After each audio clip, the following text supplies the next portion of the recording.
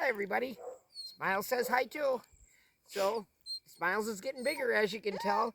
But today we're not even going to be talking really about training, but this is probably the most important trick I can ever, not trick, but dog hack I can ever tell you. Um, these are, oh, hey, a little squirt. These are Kong toys, and I don't recommend anyone feeding their dog out of a bowl. I recommend either feeding out of a Kong toy or have a pouch that you can feed them by hand. And that's my preferred method. Every time they do something right, I simply mark it and give them a small handful of food. So everything that they do right gets rewarded, and everything they do wrong, I either scoff at or correct them. And by a correction, it might be as simple as just like that, you know. And but the Kong toys, so these are probably the best design thing ever made for dogs. Xena. I'm gonna stand up. They're mugging me. So is what you'd simply do is you fill them up. I usually stuff a piece of cheese in the bottom there and just pack it in there with my finger, you know, and try as they may, they will never get that out. So, see, that's a picture of the small end, and that's the big end.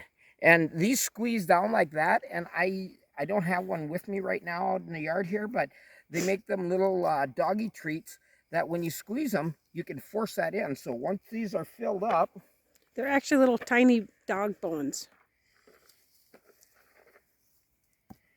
oh, this here one is made by Sumo. Yeah, and you can tell my puppy loves it already. Um, it's another brand. I actually like this one maybe a little bit better than the Kongs. Probably not quite as durable, but you know, I don't even know where I got this one, but I should look online. But it's a Sumo brand, but it same principle exactly. So we will throw these on the ground.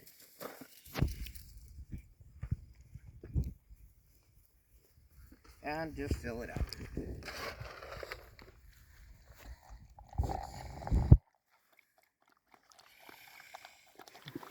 Let's take that away. The reason this one's got water in is that I'll show you in a minute. Okay, so it's full. You tap it down, fill a little more, and like I said, if you put a little dog bone in here now, you squeeze that, wedge that in there, then you give it to them. Well, they'll eat that dog bone out, and it does, like a puppy this age, it doesn't take them long to figure out that, hey, there's more food in there. I can smell it. I can, you know, I can get at it. And then if they're in the kennel during the day when you're in the house, they can smell that cheese in there, and they will try as they may, they will never get that cheese out, or very seldom if they do. I don't know that I've ever had one get the cheese out. But when you come home, you ignore them for a little bit. You come, when you do, like maybe 5 minutes, go to wash your hands, go to the bathroom, do whatever. And when you let them out, you grab their toy and you have a pencil with you. And you, while they're watching and you're right down there playing with them, you take the pencil and you poke that cheese out for them. Well, they've been trying to get that all day, and they think you're a hero. You're you know, I've been working at that all day, and you just came and got it for me. And you do that with all their Kongs that, you know, like she needs 2 of them while I'm gone. And just remember, when you're feeding the Kongs, if your dog eats more, use more Kongs. Yes. So these hold about a half a cup, and I prefer these over any of them. So after your dog gets good at them, I mean, it'll only take them seconds to get that bone out, eat all the food. But after they get good at it, is what you do is you simply hold your finger over the end, run it under some water, and let the water sit in there for a few seconds. Then store it in something like this, and the water will drain out, let it drain out in the sink, store it like this, throw it in the freezer. Now it's stuck together a little bit. It'll take them a little bit longer to get the Kong out. Well, as time goes on, you soak the dog food for longer and longer periods, like I am there in that little bowl, and it gets mushier and it gets more and more froze, and it takes longer and longer. Eventually, I let it soak in there for all while I'm at work, and then I stuff the Kong, and it's messy, yeah, but you can just wash your hands. It's not a big deal. If you're squeamish about it, put on a vinyl glove. And I do that sometimes because dog food does stink. Anyway, when you mush that in there, and throw it in the freezer, now it's just a frozen icicle. And it takes them a couple hours for that ice to thaw out so they can get that out of there. Well, a wolf in the wild, he doesn't just eat up all his food in 5 minutes and have nothing to do the rest of the day. You're doing the biggest service you can for your dog. Your dog is designed to chew. Your dog is designed for mental stimulation. And if you do not give that to them, they will figure out ways to get it on their own. And that's where a lot of dog problems can be solved with just this one little tip. My wife wants to say something. No, our dogs are chasing something back there, Jim. You might want to just call them. Freddie! Xena! Freddie's a little hunter, and Xena likes to help. Come on, guys. Good girl. Good girl. Yeah, so, like I was saying, this is going to save you a lot of trouble with issues of your dog being destructive. It gives them something to do while you're gone. Otherwise, the dog, you put it in a bowl, they gobble up their food in 5 minutes, and then they have nothing to do all the rest of the day. What a horrible life, So, like I said, this is the answer to a lot of problems. I make my dogs literal Kongaholics. They love a Kong toy. This is a lot of times their only play toy. So when you got a Kong like this, you can simply slip a rope through it, tie a knot on this end, and pull the string through, and now you got a toy that they can chase. Don't let them get it right away, and we'll do some of that later probably.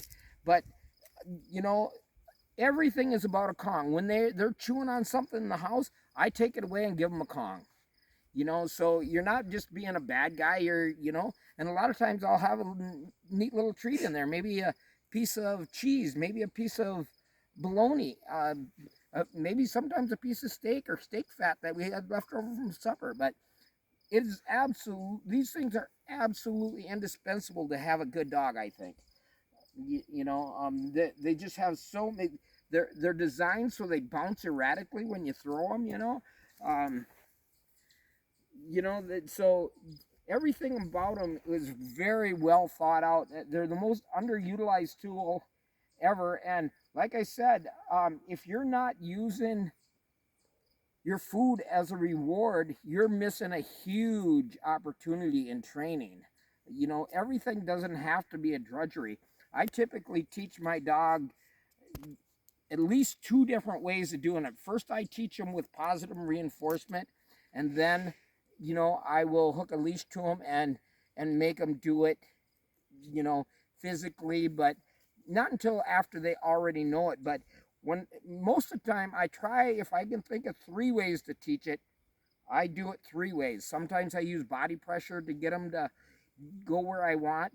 But if you teach them 3 ways to do a certain thing, they will never forget it. They will know it. So, but again, back to the Kong toys and whatnot.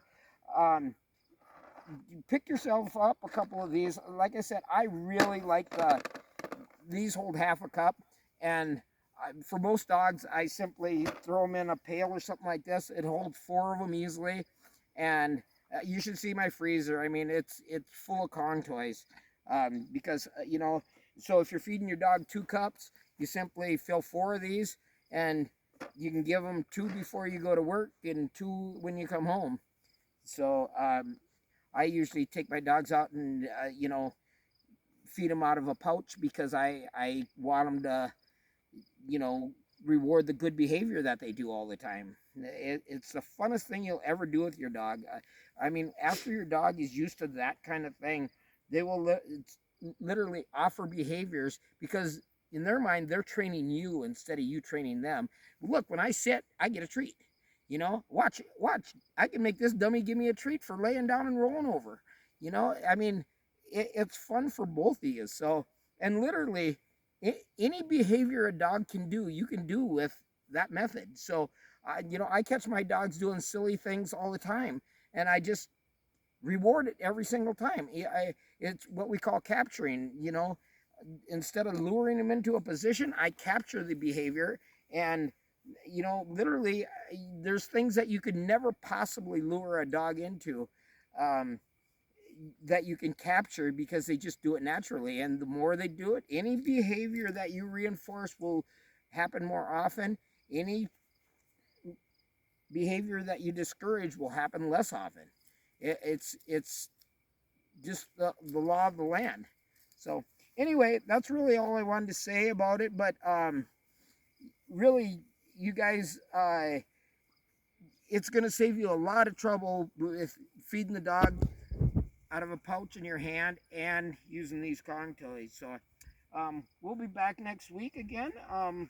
We'll probably be working more on obedience and whatnot with this little girl. She's getting to be a really nice little puppy now. So bye for now. I just want to say one thing. You just follow Jim's rules and you'll have a great dog. I've known him for years and I had dogs and they were terrible compared to when I was married to Jim. Jim's the dog trainer and the boss. Yep. Bye for now.